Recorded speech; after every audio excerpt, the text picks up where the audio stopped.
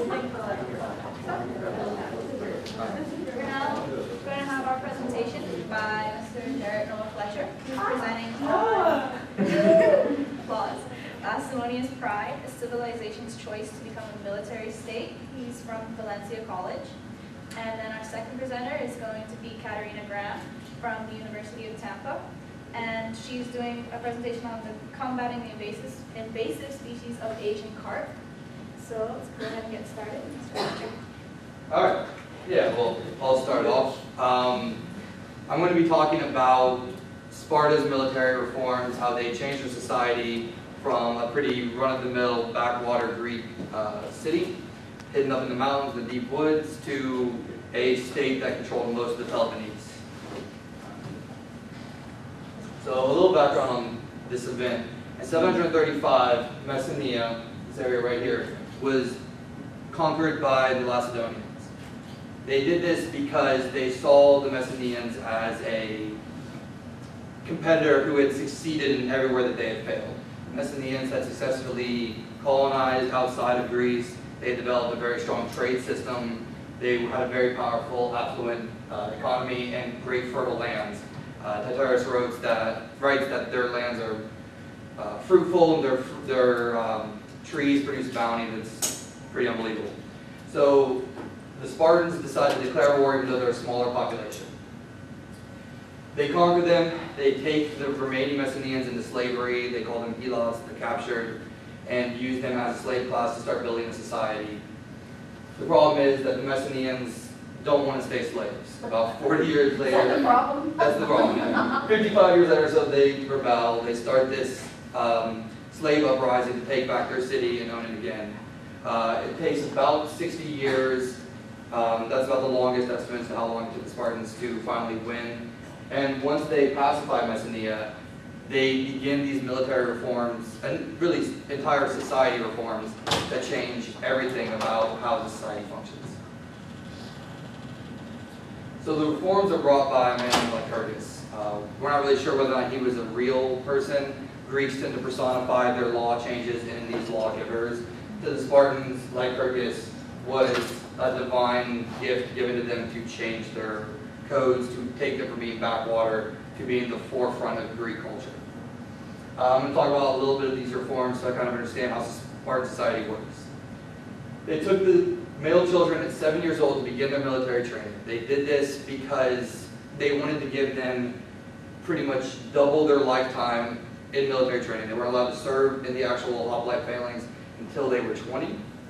But they would spend 13 years in this military training. This took away their family structure. They did not identify themselves with their mother. They didn't really identify themselves with their father. They barely ever saw a father. They saw themselves as soldiers of Sparta. Lycurgus also decides that the meals will all be communal. Herodotus references this is because he sees meals in Athens as people are eating in their homes as a problem to the state. That people are no longer identifying themselves as part of the state, they're seeing themselves as part of a family unit. So he gets rid of that. The king sits and eats with the people all eat together, they all are given equal portions. The portions are small and controlled. The idea is that nobody should ever eat so much that they're full. They fear that if you eat too much, you'll become slow, sluggish, and a poor soldier, and you'll forget what it feels like to starve. He also divides the land into equal sections. This is really the first communism that any Western civilization ever really implements. They split up all the land into equal sections of size, not necessarily the usefulness of the land, and then are given slaves to work the land to produce different crops, different olives, food, whatever they need. But the slaves do not belong to the Spartan citizens, they belong to the state.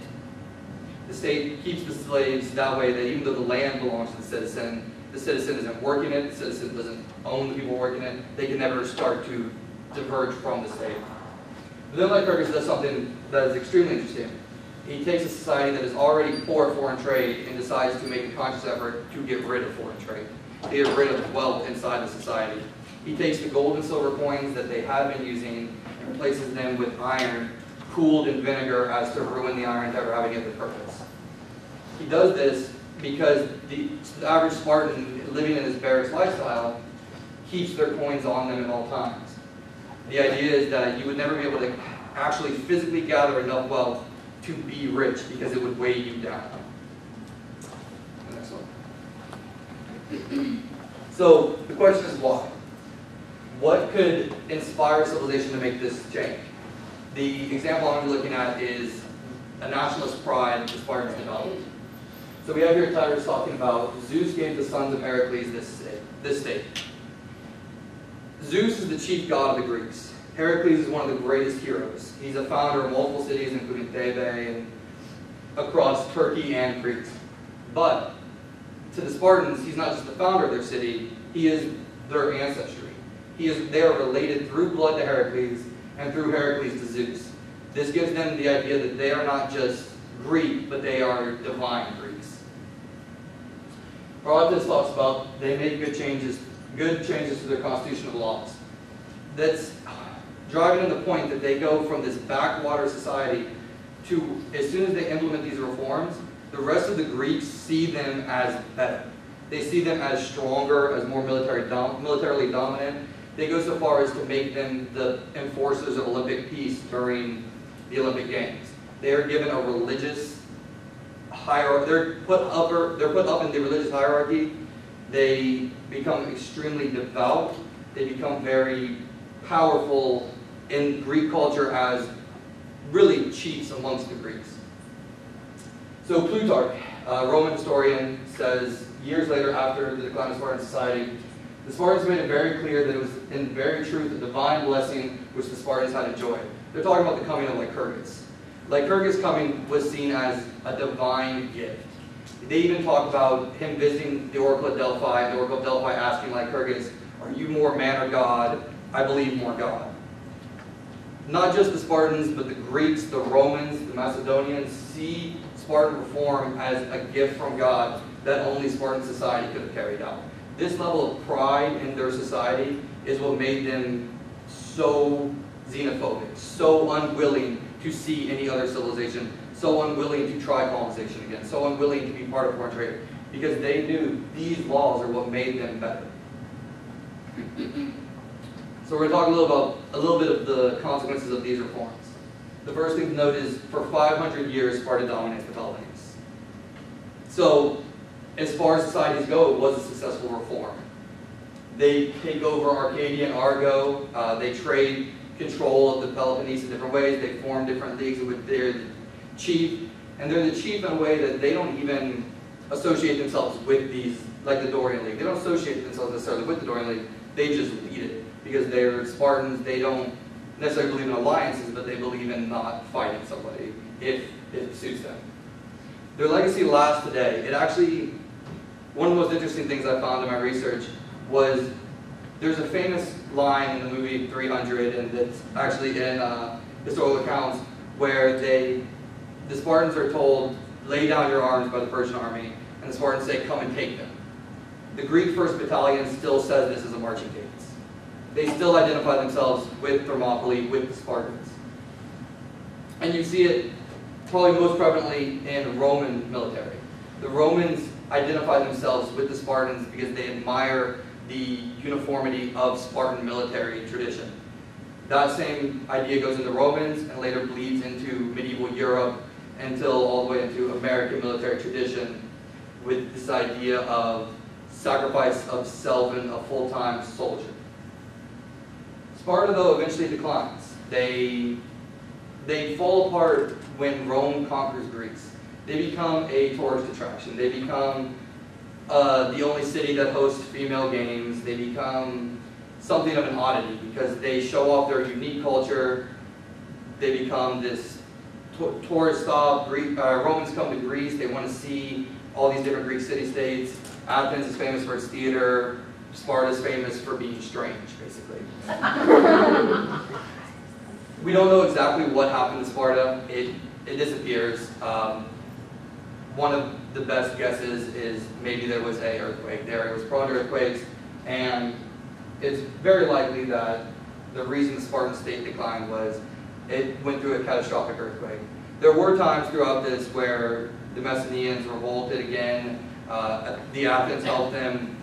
they were always fighting slave uprisings. One of the questions I always get is how come Sparta never expanded outside of the Peloponnese if it was so militarily dominant? It's that reason, because they relied so heavily on the slave class, they could never move too far from the slaves or they would lose their lands.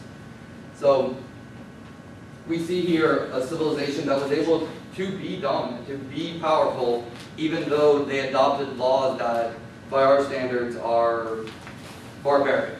They are inhumane, really. And yet, the reason this is important to understand is this is history. There are other civilizations, other societies who will look at this and know it is possible to be dominant when you give up things that we hold important, like freedom, like individuality, like the family unit. And as long as we know this, we need to understand what motivates that kind of change.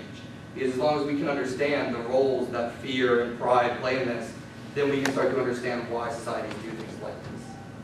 But that's my presentation. Thank you.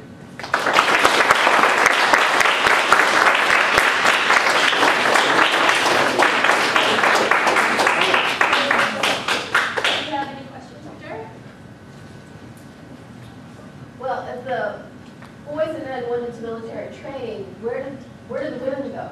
Yeah, women, in the same way that men were given this distinction of you will be a soldier your entire life, women's entire job was to become physically fit, able to run a household, which is very unique in the Greek world. They ran their own household, they went to market, they were allowed to walk freely, unlike in Athens where they were kind of reserved to a single room. The women, though, were trained from birth to birth Spartans.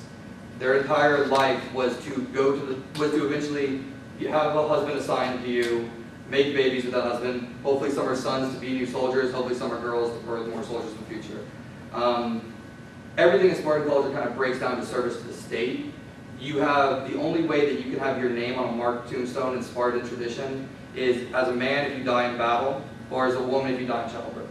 So everything is seen as given to the state. Was Sparta in enough decline before they ever came in contact with the Romans, or was there ever any battles between the two?